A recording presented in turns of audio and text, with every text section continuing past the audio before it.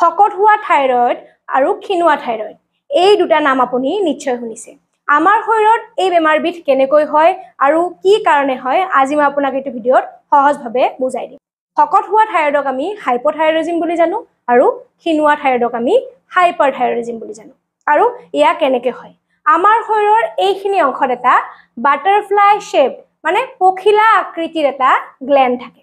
যাক আমি thyroid gland বুলি কওঁ আৰু থাইৰয়ড গ্ল্যান্ডে বিভিন্ন ধৰণৰ হৰমন ৰিলিজ কৰে তাৰ ভিতৰত এটা হৰমন হল থাইৰক্সিন হৰমন আৰু থাইৰক্সিনৰ কাম কি ই আমাৰ শৰীৰত মেটাবলিজম বঢ়াই দিয়ে মানে বিপাকীয় ক্ৰিয়াটো বঢ়াই দিয়ে আৰু আপোনাৰ শৰীৰত যেতিয়া থাইৰক্সিনৰ পৰিমাণ বাঢ়ি যাব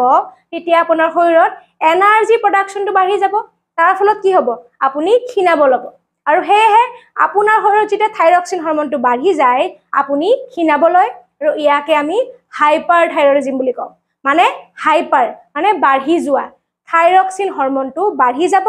আৰু আপোনাৰ শৰীৰত মেটাবলিজম বাঢ়ি যাব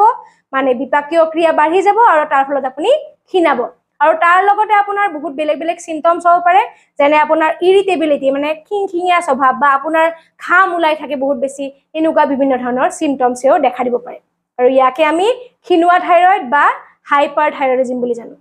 দুই নম্বৰটো হল হাইপোথাইৰয়ডিজম এইটোত আমাৰ কি হয় এইটো হাইপাৰথাইৰয়ডিজমৰ অপোজিট মানে হাইপাৰথাইৰয়ডিজমত থাইৰক্সিন হৰমন বাঢ়ি যায় আৰু হাইপোথাইৰয়ডিজমত থাইৰক্সিন হৰমন কমি যায় মানে ইয়াৰ প্ৰডাকচন কম হৈ যায়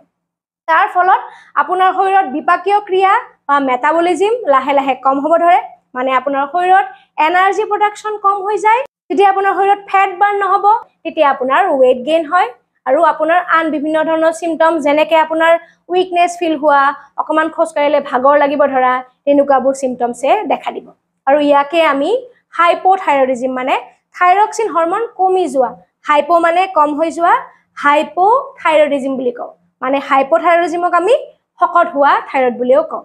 আপুনি হাইপাৰথাইৰয়ডিজম বা হাইপোথাইৰয়ডিজমৰ সমস্যাত ভুগি আছে নেকি যদি ভুগি আছে কমেন্ট কৰি জনাবচোন বহুত জৰুৰী ভিডিঅ' সকলোকে শ্বেয়াৰ কৰি দিব থ্যাংক ইউ